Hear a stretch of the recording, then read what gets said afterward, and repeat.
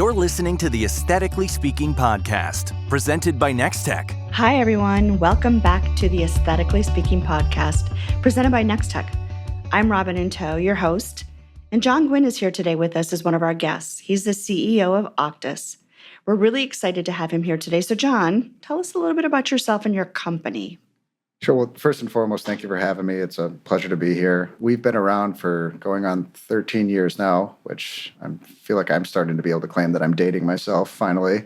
We are a revenue cycle management consultancy, so we focus primarily on insurance billing and all of the fun things that come along with that, like insurance contracting, authorizations, bookkeeping. And we're a little bit of an odd duck in the space in that we specialty focus, we are national, and we work in a number of different programs versus 85% of the industry is all specialties, regional at best, and then 1 to 3 systems.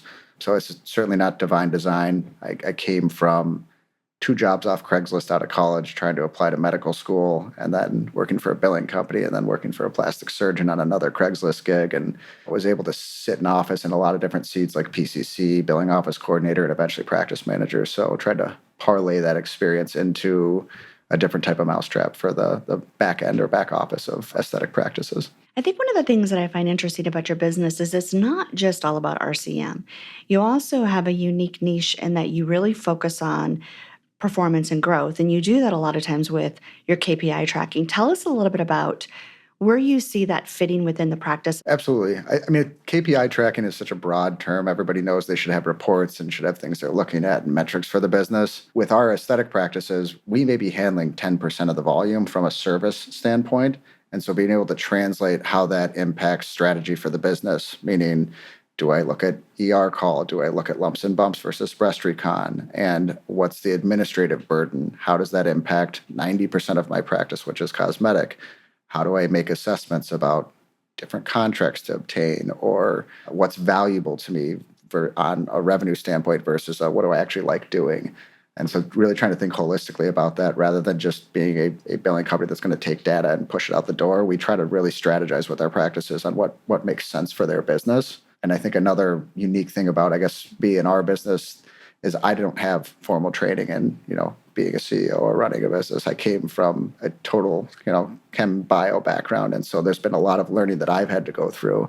And I think a lot of physicians at a much higher educational level, of course, than I've gone through have a similar experience where they've spent 8-10 years going through school to be a doctor, and they're thrown into running this multi-million-dollar business immediately. And so learning trial by fire on what does it make sense to look at and what's a standard KPI versus what's effective for my business. And given that we handle financials, those things are often married. So it's always interesting to work with clients on, what numbers should I be looking at that actually give me the ability to make decisions in my business rather than just monitoring what I'm supposed to be monitoring. I think it's a unique perspective because a lot of times we hear practices say, I'm running these reports, I don't know which ones to run, or they'll take the data, but they don't necessarily understand how to synthesize it. So you bring an important component back to the business. And I love the way that you emphasized, you've worked in all the different areas of a practice, which gives you a unique perspective. I mean, a lot of people they don't really value experience. And it's a great way to credential yourself at the practice. I think about that a lot of times. Even just in speaking, you want to start with credentialing yourself so your audience says, wow, she gets it, or he gets it. He understands, he's actually been in my seat. So I want to lean in and listen to what they have to say. And I think that takes it to another level. But when I go back to thinking about the KPIs, we talk about this a lot. We hear about this on different podcasts. People speak about it all the time at different trade shows. I talk about it. You talk about it. I think you bring up something that I think is worthy of really digging into a little bit more, which is KPIs are a number. They're a measurement. They're there to help you with your business. But do you actually know what to do with the information? Right. I think a lot of times that's the struggle. That's the rub. I've got this, but how do I execute on that? I think you're looking at this at a more holistic perspective, but you've got the experience to just kind of take it up a level and really help these MDs that are not MBAs really kind of think about, where can this make an impact on my business?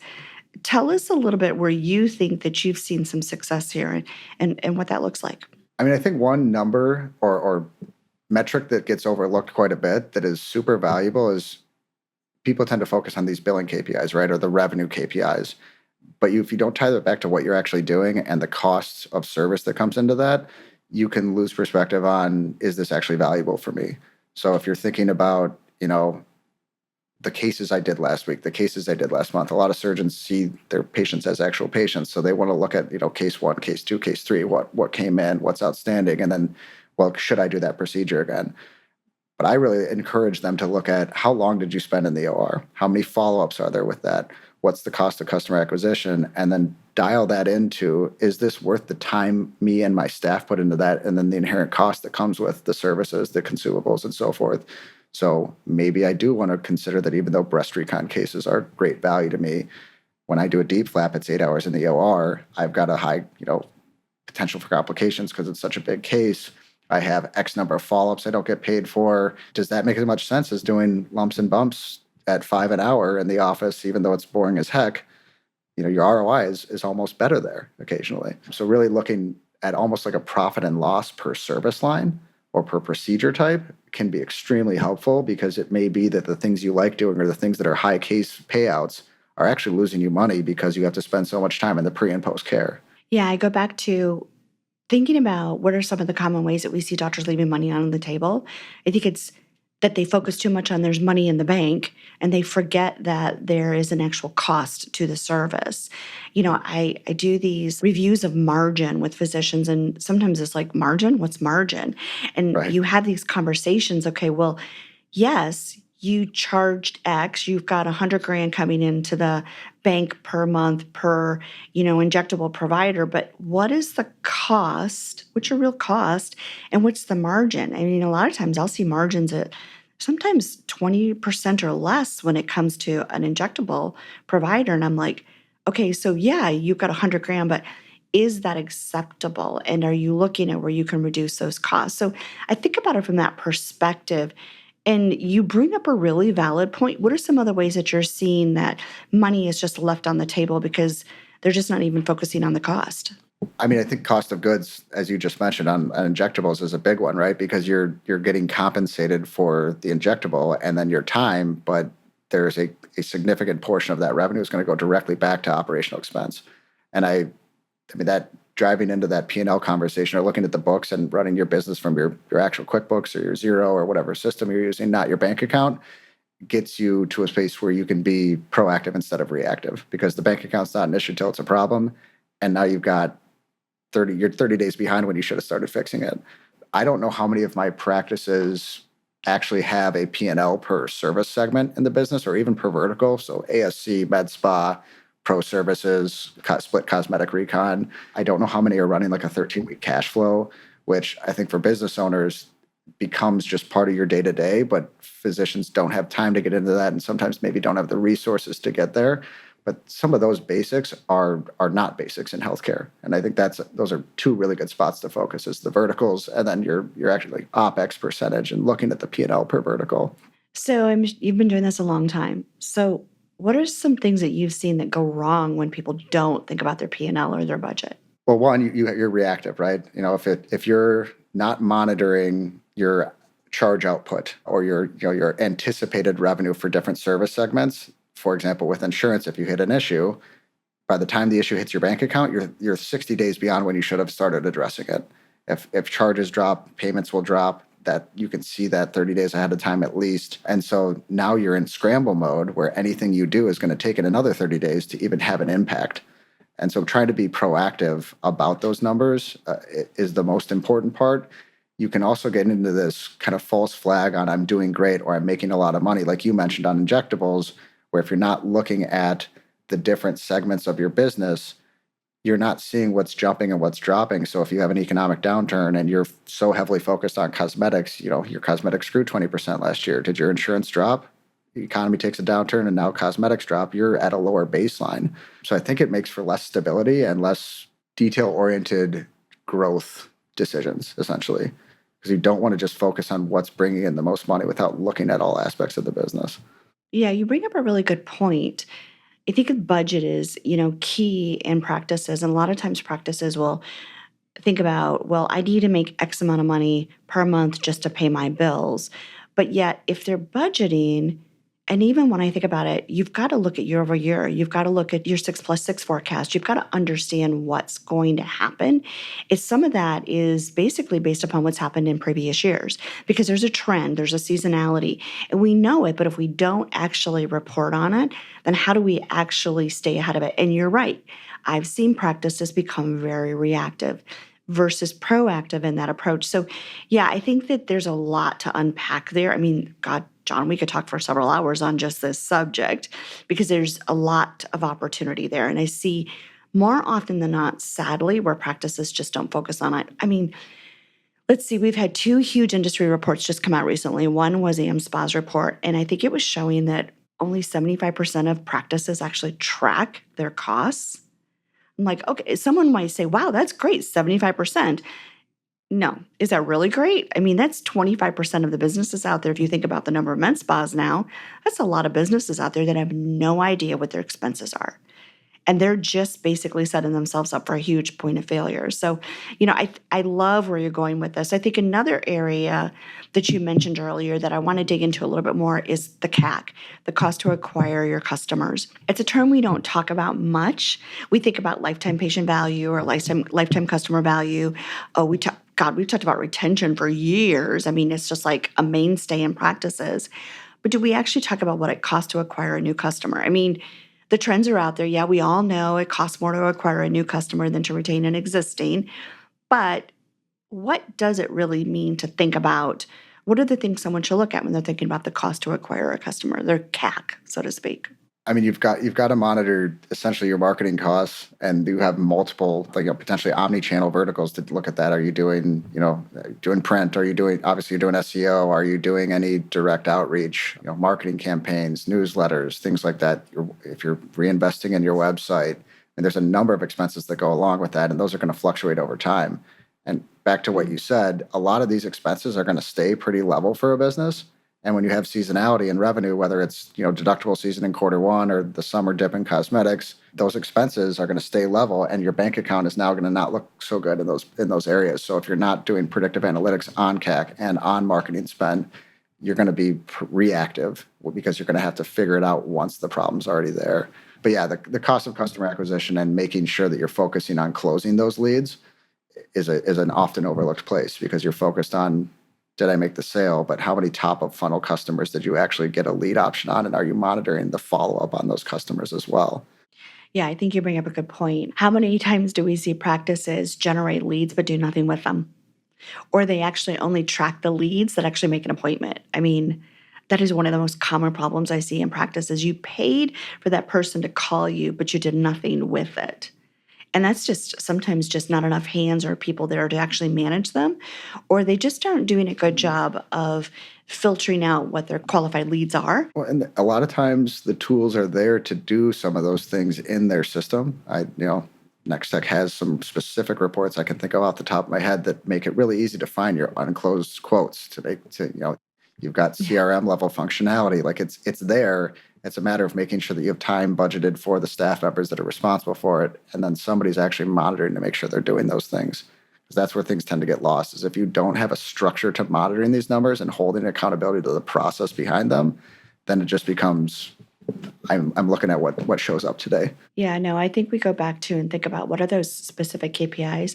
I think CAC is one of them, but then it also drives into thinking about what your budget is. And your budget isn't just what you're budgeting for revenue you want to bring in. Your budget goes back to how many new patients do I want? How many patients should I expect to retain? What is my actual cost per service? You want to think about those budgets because otherwise you're gonna lose control. And then before you know it, 6 months in, you've basically blown your budget because you didn't even have a budget. And then you're trying to figure out, again, that reactiveness of how do I actually get ahead of this because you're not actually focused. The other thing I think that's overwhelming is people don't even know where to start. And you probably see this a lot. How do you coach practices to think about what are the basics just to get started? Yeah, I think it's a double-edged sword because you have so many reporting capabilities that you can track many things if you put time into it. But if you don't even know where to start, like you said, it's overwhelming. There may be, several hundred canned reports, and maybe they don't format to the way you want to see it. But I always start with, when a customer asks me for custom reports, it's like, what do you need to see to make those decisions in your business? What helps you at the end of the day be able to change or make your practice malleable so that you can get to where you want to get to? And that sometimes, again, is also too amorphous, because that can mean any number of things. I mean, my gut check is starting with the really, really basic items, which are that P&L per service segment in the business. I remember, over a decade ago when I was in the practice management seat, I think one of the most effective things for us was to segment out charge payment adjustment by vertical, essentially, meaning med spa, ASC, anesthesia, physician, and then cosmetic and recon, and split that out on your P&L. So you have the business and you have your mini P&Ls per segment, so you can see what unit is profitable. To me, that helps provide a lot of clarity about not just the top line or even the bottom line, but per vertical in the business, because you're going to have different staff members, different expenses, different growth opportunities. You're going to have to allocate marketing budget to each of those potentially. That, to me, is the first place I would start. It's just incredibly important to be able to at least see the different business units within the practice, because it isn't just one thing you're doing every day. Yeah, 100%. I think practices will innately split their ASC out from, the professional services in their business, because it just kind of makes sense. But I think you bring up a really valid point. And, a lot of times software can do this for you. People just don't really always understand how to do it. But building those practice units out so you can actually really drive a better understanding into that business unit, and looking at the leads, looking at the patients, looking at the costs, looking at all of those things, it does make a difference, especially if practices are thinking future long-term and they're thinking, well, I want to sell. Then they're going to look at how those business units are actually growing and, performing at a higher level. Because a high performing business really is a business that's focused on looking at those metrics and really looking at them on an individual basis. I even think that we think about per physician oftentimes as being the best way to look at our business. And yeah, I think that's important. But you've made a solid point on, you need to carve out the med spa, you need to carve out the ASC. You've got to really generate those reports based upon those business units, or you're not going to see where you've got the bigger holes or the bigger opportunities, the risks that are going to be associated with those different components. Sometimes, and you've seen this, I know, we could go on and on about this, where the med spa is really dragging the business revenue down, but they don't know that because they're not looking at that unit. They're just focused on the surgery side of it. And the surgery seems to be making a lot of money, but they don't know that it's doing as well as it is because the spa's underperforming, because they're not actually carving that out and looking at that. So it makes sense what you're saying. And I think that listeners should actually take the time to dig in and think about that some more. Let's talk about forecasting. I think that this kind of lends itself to being, really proactive. What are some things that you've seen that a really high-performing practice does, or maybe where you've put in place things that really help from a forecasting perspective? The first thing is, it can be really challenging in a practice where you've got insurance, cosmetic, and med spa, because you essentially have three revenue models, fee for service, potentially pre-collecting packages where you're not recognizing the revenue on an accrual basis until the service is rendered. And then you've got insurance where you're waiting, 1 month, 2 months, or even longer if you're out of network. So trying to be proactive on the three ways that money comes into the practice, and then recognizing how much of the money that's in the door today is for a prepayment, for a collected deposit for a surgery, versus cash pay, versus how many services have I rendered that I haven't been paid for, and what's my expected turnaround time. So from an insurance side, you can predict based on a net collections ratio what should come in, right? Like, you've got your charges this month, you have your day's revenue outstanding, how long does it take me to get paid? You should be able to roughly predict the next couple months what's going to come in. In terms of looking at your consults on the cosmetic end, what patients are coming in for. Potentially, based on that consult reason or type of consult, what that may convert to. You could potentially predict cosmetic revenue therein, or certainly you can predict cosmetic revenue based on collected deposits and remaining open quotes. So you should be able to get to that. And then on the med spa, you get back into marketing and acquisition and retain and looking at previous year, looking at 3-month drags for each of those different models. I think it can get you to a place where you can actually predict revenue. The 13-week thing we mentioned earlier, I think is really, really helpful. And I don't think anybody really looks at this, but you should know when your expense for your billing company comes out, when your expense for your software comes out, when your expense for your marketing comes out, down to the day, if you're really, really on it, because those are going to be recurring expenses that are roughly level. And you should be able to predict that revenue along with it. And you can predict your bank balance out that long to be able to see when am I going to drop, and do a 12-month prediction if you want with a budget where you've got your growth, Gantt chart items built in and where that expense is going to drop. And, I'm going to double my marketing budget in, May because I want to get ahead of the summer or whatever it looks like. So I think predicting things out based on 13-week expenses and then also based on previous year metrics for growth or for revenue essentially would be the two places I would focus. Yeah, you talk about the 13-week predictions here, and I think that there's a lot to be thought about with that, and I think there's a lot that people could focus on to actually improve their business model and get a higher performing business from that perspective. When I think about these businesses, one of the things we talk about, and it's all related to money. I mean, money, money, money. It's what makes the world go round here, but we also worry about the risk of embezzlement and fraud and the things like this. And it's a topic that we hear, and it kind of comes and goes. It depends upon, what's going on in the world of business. But I still hear about it more than I want to hear about it in practices. And just when I think I could not be surprised by anything, then I hear of some creative new way that someone's been able to, steal from the practice. Have you found any ways to think about how there's opportunity to perhaps reduce risk based upon the financial tracking models that you've put in place? Yeah, I mean, I wouldn't necessarily think about it like a KPI level, but people should be doing hard closes. There should be at least 2 to 3 people that are validating things. So front of house closes the cash drawer, that gets signed off by a manager, that's going to a CPA or a bookkeeper who's reconciling QuickBooks against bank account. And then I rarely see when the CPA is coordinating with the PM system. And that's a huge gap because you essentially have this weird thing in healthcare where your AP and your AR are in 2 different systems, because your AP is going to stay in QuickBooks, but your AR is going to stay in your PM. And if you don't match those two against each other, you're just matching bank account against your QuickBooks, and you're missing where all of your revenue comes in. I think the most creative embezzlement I've ever seen was a company credit card for a practice that hadn't been cashed in for their points for like 5-10 years, and somebody was tricky enough and unethical enough to cash that in for a prepaid debit card using the points that got shipped to the practice. And now it's untrackable. I almost appreciate the ingenuity if it wasn't illegal, but yeah, people will do some weird things. And if you're not, I don't know how you track that one. I mean, that's out there, but front of house cash can walk very easily. If you're not doing hard financial closes, if you're not monitoring adjustments, payments, you could have things going in as adjustments that were payments and getting reversed. It really comes down to financial controls, and that's at a practice front of house level, as well as coordinating with the CPA to get that in with the bank account or the bookkeeper. John, we could have a conversation that goes on for hours about this one, I'm sure. I think that you touched on one, which is the reconciliation against your bank account. I don't think practices rarely do it in my work that I've seen.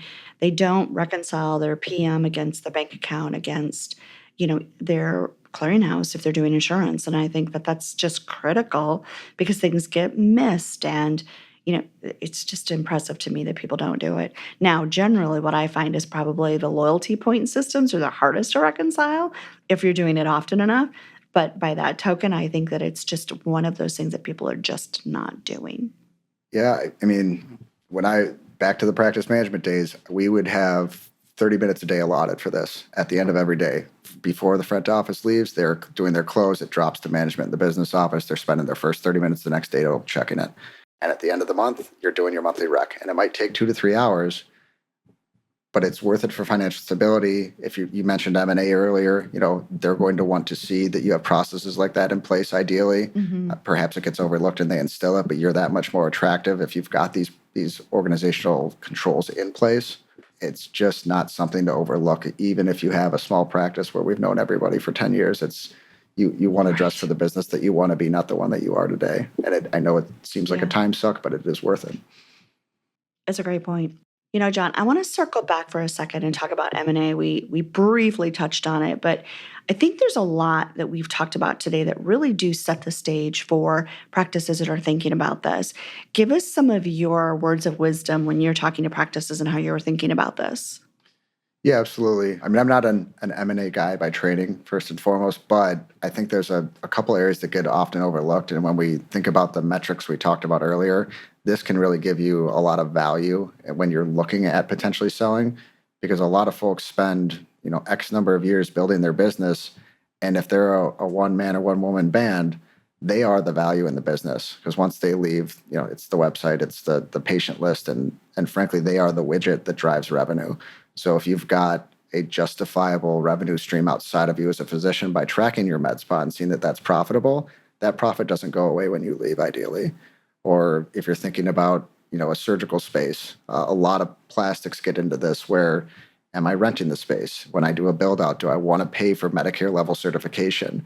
Thinking about the value of the asset of the surgery center as a surgery center that can get insurance contracts. Now I can sell to ortho or GI or whatever specialty versus having my surgery center that works for me as a plastic surgeon, where I've just limited potentially my acquisition targets to somebody that can deal with not having insurance in the surgery center.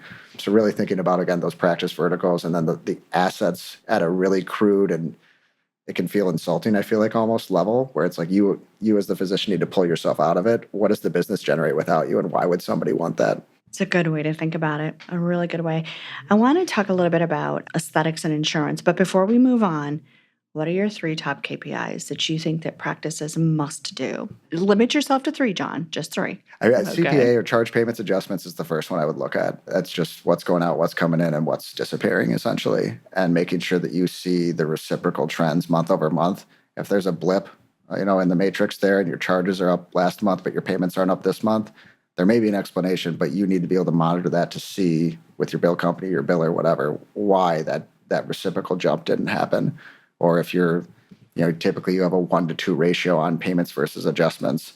If your adjustments tripled one month, well, did you know about that? Do you know what got written off? Do you know why? Does that make sense? So that's just a good kind of pulse check. Everybody hears about AR, or age receivables, what's unpaid. That's the first place you look for trouble with insurance billing. Make sure things are in the right buckets. MGMA standards are no more than 25% should be over 90 days. But that number is going to be drastically different if you're a busy derm practice, where a great business is going to have less than 10% versus an out-of-network, plastics provider. You may have most of your percentage over 120. So making sure that you're tying that to the type of practice is super important. And then I will say the third is actually one that I don't like, which is the net collection ratio. A lot of people look at what percentage of what goes out am I getting paid for? And there's some equations that people put together that are rather complicated that can get you there. But ultimately, I would suggest thinking about your, the percent of money that comes in from insurance as more a structure of your contracts and your arbitrary outbound charge rates than it is of the success of your billing.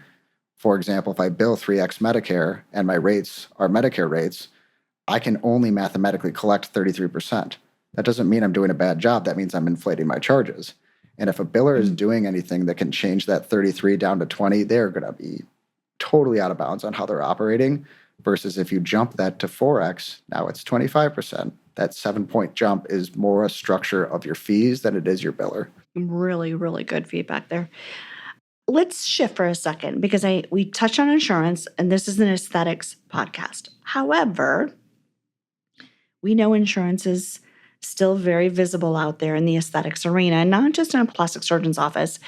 Let's talk about that a little bit. Where are you seeing it? What kind of trends are you seeing? Yeah, I think a lot of folks stay with insurance so they have that kind of fallback option if cosmetics dip, and that makes sense. But thinking about why you do that or how you're doing it, because you don't want to, it's going to come with more administrative burden than cosmetics. It just is. So thinking about how much you want to allocate from a human labor standpoint to that aspect or that vertical in your practice. For example, you might have to take call to maintain privileges at the local hospital. So do you want to put a lot of time and effort into getting contracts for Medicaid and Medicare replacement policies, especially if you're in Florida where it's a fractured market? Probably not worth dropping a couple grand on and monitoring all of that, because it's only 5% of your business. Versus if you're a breast recon surgeon, you have to have a broader grid and think about how am I going to receive those referrals. So we really see like ER, inbound referral for Mohs closures, breast recon, hand recon, things like that, or folks that are doing it out of network where it's essentially found money. I think just concentrating on what methodology or strategy you have with insurance is, and then tying the amount of time and effort and even frustration you're willing to tolerate that goes with that strategy makes sense, because otherwise you're going to spend your time opening your EOBs, at your desk in the morning with the mail, and you're going to be not happy about what you see, and it's not worth it for 2% of your revenue. Yeah, that makes sense. What about the wellness arena? I know that a lot of practices are starting to venture into that, and it's med spas, plastic surgeons, derms. I think just it couples well with aesthetics in general, because it helps retain those patients, just generates candidates in a different way. Where are you seeing insurance play a role in that arena? I mean, you could always take this answer to anything with insurance. It's cash pay is always going to be better. You're going to get more typically. But with the weight loss therapy, things like that, there are lines and local coverage determinations, medical policy determinations that draw those lines. But you can consult on weight loss, and you can use a consult code for that if you were doing other things. But there are also weight loss counseling codes that pay 20% of a consult fee. And so really thinking about, do I want to make this an insurance portion of my business so that I can attract customers and transition them to other cosmetic services, versus do I want to just keep this cash pay because I know I'm going to make 5X? That's where we see the wellness and that kind of med spa aspect come in. There are also a lot of focal points on mid-levels and focusing the mid-levels towards driving that revenue. And like it almost becomes a gen derm segment to a degree. Injections, lesions, office visits, acne, things like that. I think it does make sense there because you get into more of a gen derm model. But I just would be cautious about taking what is traditionally considered cosmetic and wanting to move it towards insurance because of the administrative burden and drop in revenue you're going to see per case. Just means more people want you to do the work for them is what it comes down to, right, John? Yeah, it's job security for knuckleheads like me, Yeah, that's true. That's true. Well, it's an interesting market. I mean, wellness is definitely a hot topic right now, especially around the weight loss. There's a lot going on in that arena. And I think even practices that aren't filing insurance are also still wanting to be sensitive to that there's components of it that could be covered by insurance. So like labs or some of the medications, et cetera. So I think that there's some dabbling there, and some practices may not be actually filing on behalf of the patient, but they're offering them the ability to take a claim form and go do it themselves. They're just not participating. So I get it. I see where there's this mix of trying to be sensitive to it because, it's just another way, I think, to reduce that barrier to entry. And while it may be a very minimal amount of wallet share of what the patients have as an offering, it does tend to bring people in the door. It's just a matter of how you manage them and what you want to do with it. And that's also where I think the more practices are thinking about, I don't want to manage this in-house. I want to send this out. I want someone else to manage it. I don't want to invest in staff that have to do this because it's frustrating. I'd much rather worry about just acquiring patients and retaining patients and be more focused on that. Yeah, two things to think about that you just brought up, though, on that wellness. If you're going to say, I'm an out-of-network physician, I'm not dealing with this, I'm going to provide a receipt for my patient, you can almost put yourself in a risk profile there because the patient then may hear an expectation that I can get this done on my own. And because you've given me a receipt, you've indicated to me that this is going to be a positive experience for me. And they're not going to have a positive experience trying to file on their own. And the other thing is these are often, for the wellness stuff especially, they're smaller ticket sizes, meaning it's an office visit, that's $150 to $500 depending on what you charge. Out-of-network deductibles right now on average are $13,000 in the US. In-network is $3,500. Most patients aren't seeing out-of-network surgeons. They don't, or providers. They don't realize that in and out-of-network are two different deductibles. And guess who they're going to call and complain to that you didn't explain to them what product they purchased? It's going to be you. Well, why'd you give me the receipt? Why did you tell me I could bill on my own? So just something to make sure your expectation setting really carefully with. Otherwise, ultimately, you own the patient relationship, so you're holding the bag for everything that's terrible about this industry. Mm. Yeah. Well, it goes back to people I hear often are trying to really deliver a great patient experience. I mean, that's a big topic of conversation. We didn't even touch on that. But you're right. It does lend itself to a not so positive patient experience. So I can see where there would be, let's just keep that out of the actual arena of what we do within the business, and let's make sure it's a positive experience. So listen, John, it's been great great talking to you today about this. I think that this is a lot of information for people to go back and process. How would someone reach out to you or find you if they were interested in learning more about what you offer as services? AuctusGRP.com. Auctus is AUCTUS, and then GRP is the abbreviation for group. We've got our direct line there. You can drop an inquiry. Would be happy to chat. Again, we're very consultative in our approach, so answering questions is how we sell, and we don't need an engagement to talk to people, so we'd be happy to talk through numbers, et cetera, with anybody that's interested. I know you're passionate about it like I am, so I appreciate that. Thank you very much for joining us today, and look forward to working with you and seeing you again at other trade shows. Thanks so much for having me. Thanks for listening to Aesthetically Speaking, the podcast where beauty meets business, presented by Nextech. Follow and subscribe on Apple, Spotify, YouTube, or wherever you like to listen to podcasts. Links to the resources mentioned on this podcast are available in your show notes. For more information about Nextech, visit nextech.com, or to learn more about TouchMD, go to touchmd.com. Aesthetically Speaking is a production of The Axis, THEAXIS.io.